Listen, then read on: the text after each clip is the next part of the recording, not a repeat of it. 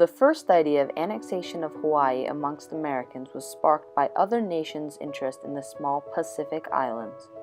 The leaders of America wanted to know what was so interesting about the islands that had caught other nations' attention, like Japan and Britain. Once America saw what Hawaii had to offer, they instantly were as interested in Hawaii as all of the other nations.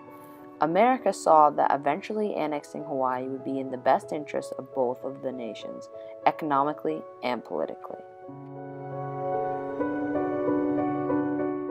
In 1849, under the leadership of President Zachary Taylor, America and Hawaii decided to create a treaty of friendships that developed grounds for relations and trade between the two nations. This was the beginning of the link that would be created between both Hawaii and America's economies. Throughout the next 25 years, more Americans would travel to Hawaii than ever before, as well as settle there. American sugar plantation owners would especially move to Hawaii due to the fertile soil and abundance of sugarcane there, and eventually sugar plantations began to control the economy and politics of Hawaii.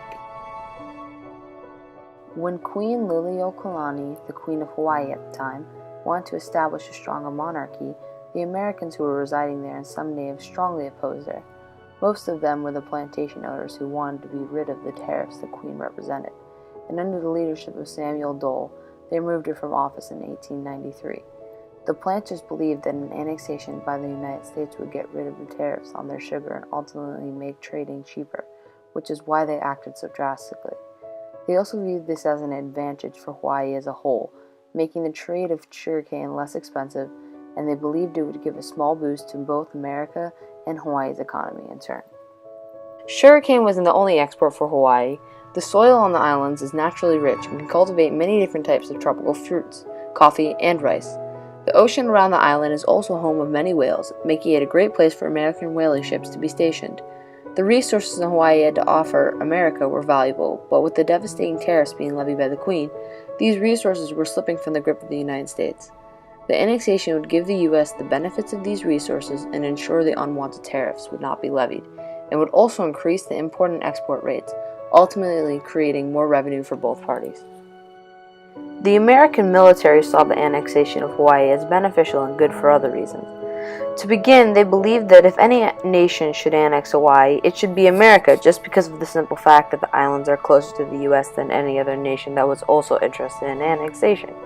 Along those same lines, if America fortified in Hawaii, it would make it almost impossible for a naval attack on America's western coast to be conducted. Fortification of the island would prove to be very easy, since there was already 3 fantastic harbors, making it a strategic move for the U.S. Along with giving America extra protection and a stronger defense against their enemies, it would also give Hawaii the same thing, and give them an army they couldn't get anywhere else. Ultimately, the president at the time, Benjamin Harrison, thought the takeover was a good idea and sent U.S. naval ships to the islands to support the overthrow of Queen Liliuokalani. After the Queen was exiled from the islands, Hawaii was annexed by America in 1900 under the leadership of President William McKinley, and became a state in 1959 along with Alaska. Since the annexation, Hawaii has reaped the benefits that were ensured to them and then some. The economy of Hawaii has steadily improved and grown every year since it was annexed. Along with the foreseen trading benefits, Hawaii created a booming tourism industry.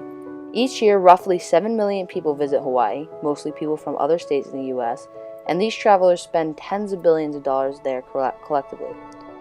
These circumstances definitely dictate a good connotation for the word annexation.